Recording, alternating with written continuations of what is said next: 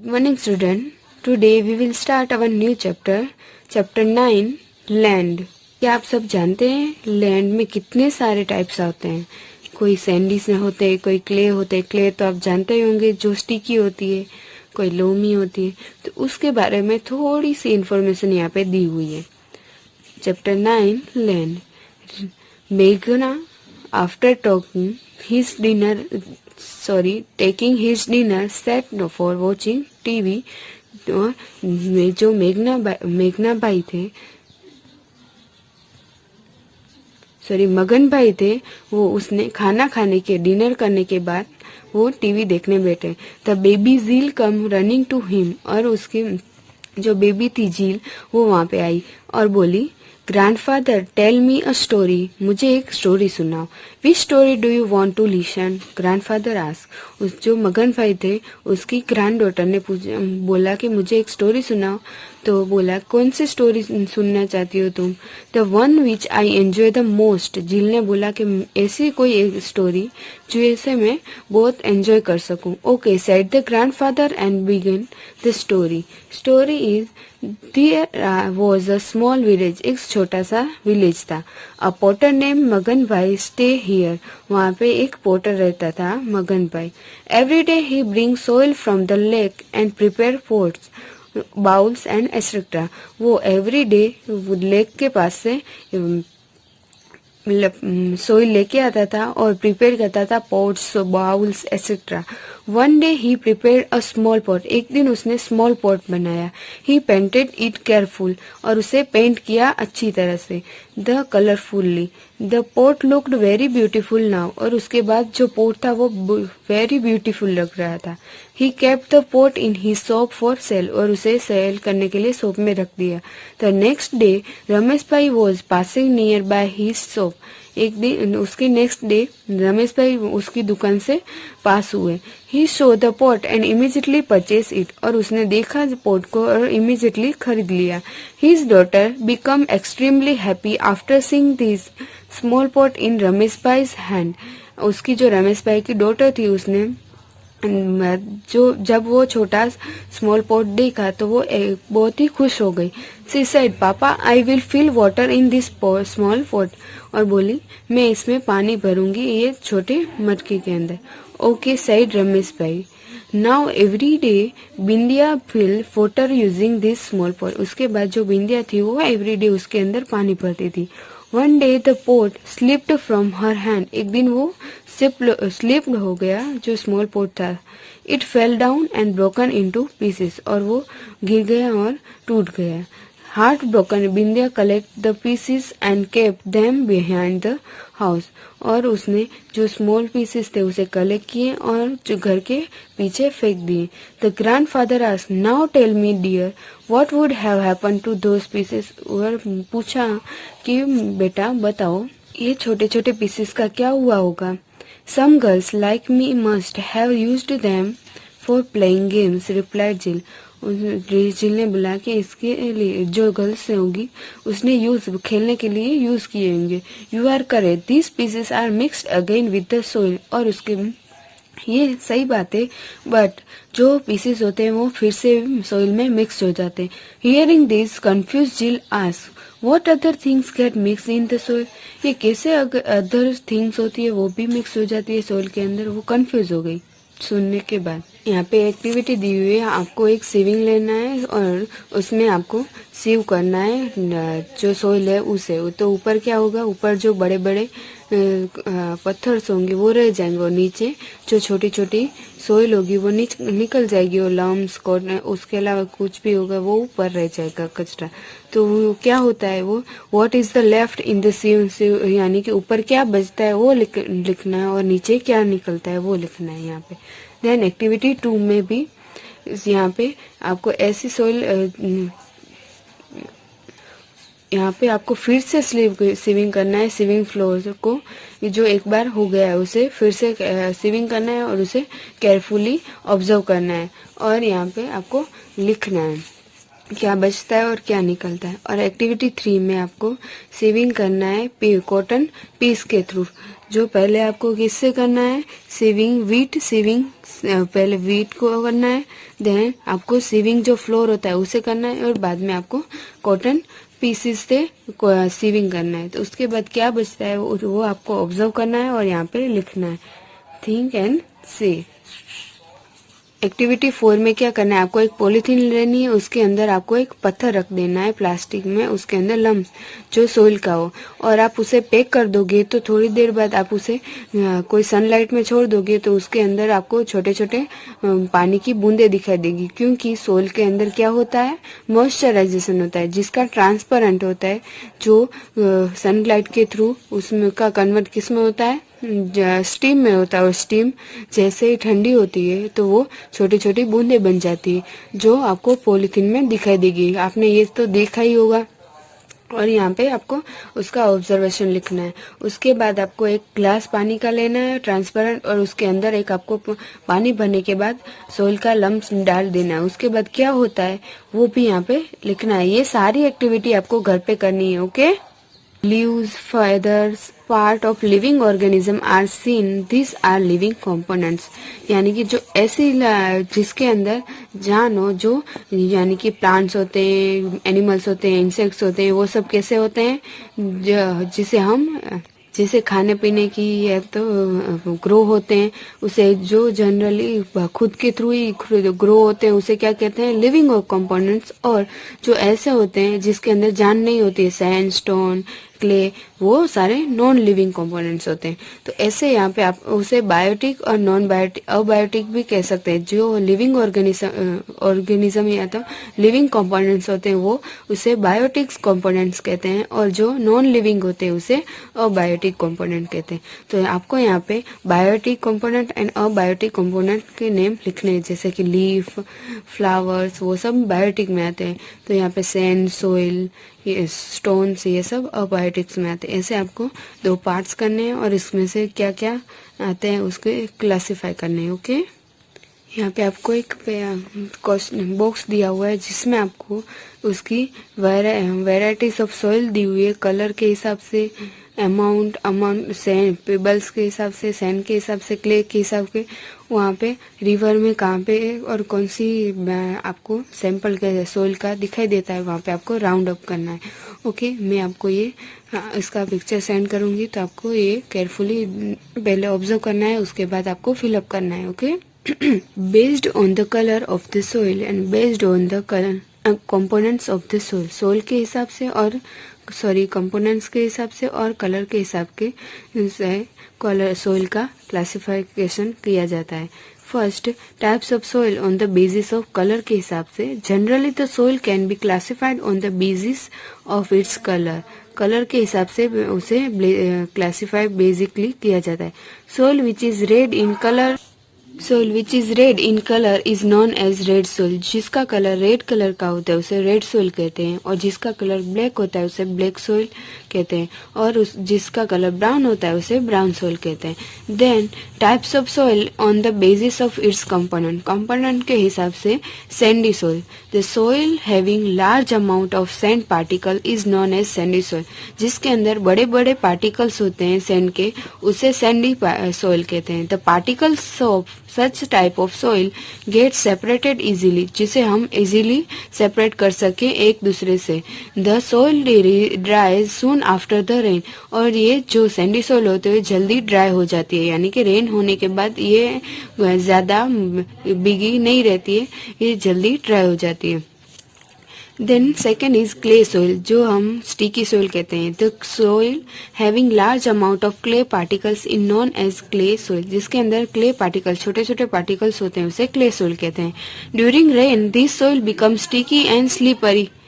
Clay soil के अंदर rain होने के बाद जो स्टिकी एंड स्लीपरी हो जाती है, जो जिसे हम क्ले सोइल कहते हैं। In dry season the soil become very hard and cracks are develop, और उसके बाद जैसे ही वो ड्राई होती है तो जो सोइल होती है वो बहुत ही हार्ड हो जाती है और उसके क्रैक्स हो जाते हैं, जिसके थ्रू हम बता सकते हैं कि इनमें सोइल के अंदर क्रैक्स आ गए हैं। Alluvial soil. The soil having large amount of organic matter is known as alluvial soil. जिसके अंदर बहुत ही सारे ऑर्गेनिक मैटर्स होते हैं और जो प्लांट के लिए अच्छी होती है उसे एलुवियल सोइल कहते हैं. Alluvial soil is fertile. उसके अंदर एलुवियल सोइल के अंदर फर्टिलिटी बहुत ही होती है, टेक्सचर ज्यादा होता है. ऐसी 3 टाइप्स है, ये आपको याद रखने हैं. Okay students, understand. देन यहाँ पे तो एक्टिविटीज दी हुई है जिसके थ्रू हम clay soil, Sandy soil, alluvial soil बता सकते हैं. जो हम अगर स्कूल में पॉसिबल होगा तो ये परफॉर्म करेंगे. उसके बाद यहाँ पे कुछ आपको रीड कर लेना है केयरफुली और इसके क्वेश्चन आंसर्स लिखने हैं. The capacity of the soil to hold water for a longer period is known as water holding capacity of the soil. यानी कि जो भी सोइल ज्यादा होल्डिंग कैपेसिटी, ज्यादा से ज्यादा पानी होल्ड कर सकती है, उसके ऐसी सोइल को water holding capacity of the soil कहते हैं. The capacity of the soil to drain out water is known as water draining capacity of the soil. और जो सोइल वाटर ड्रेन करती है उसे water draining capacity of the soil कहते हैं. Different soils have different water holding and water draining capacity. यानी कि सारी डिफरेंट जो सोइल्स होती है उस सब की water holding and water draining capacity different होती है.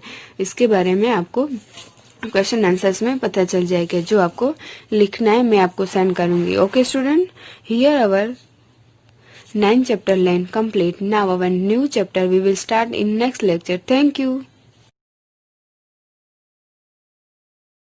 One day the pot slipped from her hand. एक दिन वो स्लिप हो गया जो स्मॉल पोट था. It fell down and broken into pieces. और वो गिर गया और टूट गया. Heartbroken, Bindya collected the pieces and kept them behind the house. और उसने जो स्मॉल पीसेस थे उसे कलेक्ट किए और जो घर के पीछे फेंक दिए. The grandfather asked, "Now tell me, dear, what would have happened to those pieces?" और पूछा कि बेटा बताओ ये छोटे छोटे पीसेस का क्या हुआ होगा. Some girls like me must have used them for playing games, replied Jill. जिल ने बोला कि इसके लिए जो गर्ल्स होगी उसने खेलने के लिए यूज किए होंगे. You are correct, these pieces are mixed again with the soil. और उसके ये सही बात है, बट जो पीसेस होते हैं वो फिर से सोइल में मिक्स हो जाते हैं. हियरिंग दिस कंफ्यूज जिल asked, what other things get mix in the soil. ये कैसे अदर थिंग्स होती है वो भी मिक्स हो जाती है सोइल के अंदर. वो कंफ्यूज हो गई सुनने के बाद. यहाँ पे एक्टिविटी दी हुई है, आपको एक सीविंग लेना है और उसमें आपको सीव करना है जो सोइल है उसे. तो ऊपर क्या होगा, ऊपर जो बड़े बड़े पत्थर्स होंगे वो रह जाएंगे और नीचे जो छोटी छोटी सोइल होगी वो निकल जाएगी और लम्स कॉर्नर उसके अलावा कुछ भी होगा वो ऊपर रह जाएगा कचरा. तो वो क्या होता है, वो what is the left in the सीव, यानी कि ऊपर क्या बचता है वो लिखना है और नीचे क्या निकलता है वो लिखना है यहाँ पे. देन एक्टिविटी 2 में भी यहाँ पे आपको ऐसी सोइल यहाँ पे आपको फिर से सीविंग करना है. सीविंग फ्लोर को जो एक बार हो गया है उसे फिर से सीविंग करना है और उसे केयरफुली ऑब्जर्व करना है और यहाँ पे आपको लिखना है क्या बचता है और क्या निकलता है. और एक्टिविटी 3 में आपको सीविंग करना है कॉटन पीस के थ्रू. जो पहले आपको किससे करना है, सीविंग वीट, सीविंग पहले वीट को करना है, देन आपको सीविंग जो फ्लोर होता है उसे करना है और बाद में आपको कॉटन पीसेस से सीविंग करना है. तो उसके बाद क्या बचता है वो आपको ऑब्जर्व करना है और यहाँ पे लिखना है. Think and C. एक्टिविटी 4 में क्या करना है, आपको एक पॉलीथीन लेनी है, उसके अंदर आपको एक पत्थर रख देना है प्लास्टिक में, उसके अंदर लम्स जो सोइल का हो, और आप उसे पैक कर दोगे तो थोड़ी देर बाद आप उसे कोई सनलाइट में छोड़ दोगे तो उसके अंदर आपको छोटे छोटे पानी की बूंदे दिखाई देगी. क्योंकि सोइल के अंदर क्या होता है, मॉइस्चराइजेशन होता है जिसका ट्रांसपेरेंट होता है, जो सनलाइट के थ्रू उसमें का कन्वर्ट किस में होता है, स्टीम में होता है. और स्टीम जैसे ही ठंडी होती है तो वो छोटी छोटी बूंदे बन जाती है जो आपको पॉलीथीन में दिखाई देगी. आपने ये तो देखा ही होगा. और यहाँ पे आपको उसका ऑब्जर्वेशन लिखना है. उसके बाद आपको एक ग्लास पानी का लेना है ट्रांसपेरेंट और उसके अंदर एक आपको पानी भरने के बाद सोइल का लम्स डाल देना है. उसके बाद क्या होता है वो भी यहाँ पे लिखना है. ये सारी एक्टिविटी आपको घर पे करनी है. Okay. Leaves, feathers, part of living organism are seen, this are living components. यानी कि जो ऐसी जिसके अंदर जान हो, जो यानी कि प्लांट्स होते हैं, एनिमल्स होते हैं, इंसेक्ट्स होते हैं, वो सब कैसे होते हैं, जिसे खाने पीने की या तो ग्रो होते हैं, उसे जो जनरली खुद के थ्रू ही ग्रो होते हैं, उसे क्या कहते हैं, लिविंग कंपोनेंट्स। और जो ऐसे होते हैं जिसके अंदर जान नहीं होती है, सैंड, स्टोन, क्ले, वो सारे नॉन लिविंग कंपोनेंट्स होते हैं। तो ऐसे यहाँ पे आप उसे बायोटिक और नॉन बायोटिक, अबायोटिक भी कह सकते हैं। जो लिविंग ऑर्गेनिज्म या तो लिविंग कंपोनेंट्स होते हैं वो उसे बायोटिक्स कंपोनेंट्स कहते हैं, और जो नॉन लिविंग होते हैं उसे अबायोटिक कंपोनेंट कहते हैं। तो आपको यहाँ पे biotic component and abiotic component के नेम लिखने हैं, जैसे कि लीफ, फ्लावर्स, वो सब बायोटिक में आते हैं। तो यहाँ पे सैंड, सोइल, ये स्टोन्स, ये सब अबायोटिक्स में आते हैं। ऐसे आपको 2 पार्ट्स करने हैं और इसमें से क्या क्या आते हैं उसके क्लासिफाई करने हैं। ओके, यहाँ पे आपको एक क्वेश्चन बॉक्स दिया हुआ है जिसमें आपको उसकी वेराइटीज ऑफ सॉइल दी हुई है, कलर के हिसाब से, अमाउंट सैंड, पेबल्स के हिसाब से, सैंड के हिसाब से, क्ले के हिसाब से, वहाँ पे रिवर में कहाँ पे और कौन सी आपको सैंपल के सोइल का दिखाई देता है, वहाँ पे आपको राउंड अप करना है। ओके, मैं आपको ये इसका पिक्चर सेंड करूँगी, तो आपको ये केयरफुली पहले ऑब्जर्व करना है, उसके बाद आपको फिलअप करना है। Okay, based on the colour of the soil and based on the colour components of the soil, soil के हिसाब से और कंपोनेंट्स के हिसाब से और कलर के हिसाब से कलर सोइल का क्लासिफिकेशन किया जाता है। First, types of soil on the basis of colour के हिसाब से। Generally the soil can be classified on the basis of its colour, colour के हिसाब से उसे क्लासिफाई बेसिकली किया जाता है। Soil which is red in colour, soil which is red in colour is known as red soil. जिसका colour red colour का होता है उसे रेड सोइल कहते हैं, और जिसका कलर ब्लैक होता है उसे ब्लैक सोइल कहते हैं, और जिसका कलर ब्राउन होता है उसे ब्राउन सोइल कहते हैं। Then types of soil on the basis of its component, component के हिसाब से sandy soil. The soil having large amount of sand particle is known as sandy soil. जिसके अंदर बड़े बड़े पार्टिकल्स होते हैं सैंड के, उसे सैंडी सोइल कहते हैं। The particles of such type of soil get separated easily, जिसे हम easily separate कर सके एक दूसरे से। The soil dries soon after the rain, और ये जो सैंडी सोइल होते हैं जल्दी ड्राई हो जाती है, यानी कि रेन होने के बाद ये ज्यादा बिगी नहीं रहती है, ये जल्दी ड्राई हो जाती है। Then second is clay soil, जो हम स्टिकी सोइल कहते हैं। The soil having large amount of clay particles in known as clay soil, जिसके अंदर क्ले पार्टिकल, छोटे छोटे पार्टिकल्स होते हैं, उसे क्ले सोइल कहते हैं। During rain this soil become sticky and slippery. Clay soil के अंदर रेन होने के बाद जो स्टिकी एंड स्लिपरी हो जाती है, जो जिसे हम क्ले सोइल कहते हैं। In dry season the soil become very hard and cracks are develop, और उसके बाद जैसे ही वो ड्राई होती है तो जो सोइल होती है वो बहुत ही हार्ड हो जाती है और उसके क्रैक्स हो जाते हैं, जिसके थ्रू हम बता सकते हैं कि इनमें सोइल के अंदर क्रैक्स आ गए हैं। Alluvial soil, the soil having large amount of organic matter is known as alluvial soil, जिसके अंदर बहुत ही सारे ऑर्गेनिक मैटर्स होते हैं और जो प्लांट के लिए अच्छी होती है उसे एल्यूवियल सोइल कहते हैं। एल्यूवियल सोइल इज फर्टाइल, उसके अंदर एल्यूवियल सोइल के अंदर फर्टिलिटी बहुत ही होती है, टेक्सचर ज्यादा होता है। ऐसी 3 टाइप्स है, ये आपको याद रखने हैं। Okay students, understand. देन यहाँ पे तो एक्टिविटीज दी हुई है जिसके थ्रू हम clay soil, Sandy soil, alluvial soil बता सकते हैं, जो हम अगर स्कूल में पॉसिबल होगा तो ये परफॉर्म करेंगे। उसके बाद यहाँ पे कुछ आपको रीड कर लेना है केयरफुली और इसके क्वेश्चन आंसर्स लिखने हैं। The capacity of the soil to hold water for a longer period is known as water holding capacity of the soil, यानी कि जो भी सोइल ज्यादा होल्डिंग कैपेसिटी, ज्यादा से ज्यादा पानी होल्ड कर सकती है, उसके ऐसी सोइल को water holding capacity of the soil कहते हैं।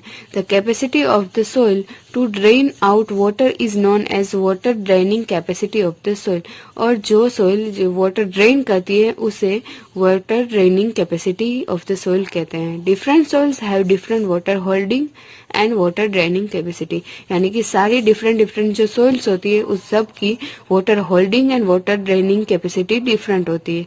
इसके बारे में आपको क्वेश्चन आंसर्स में पता चल जाएगा, जो आपको लिखना है मैं आपको सेंड करूंगी। Okay student, here our 9th chapter line complete. Now our new chapter we will start in next lecture.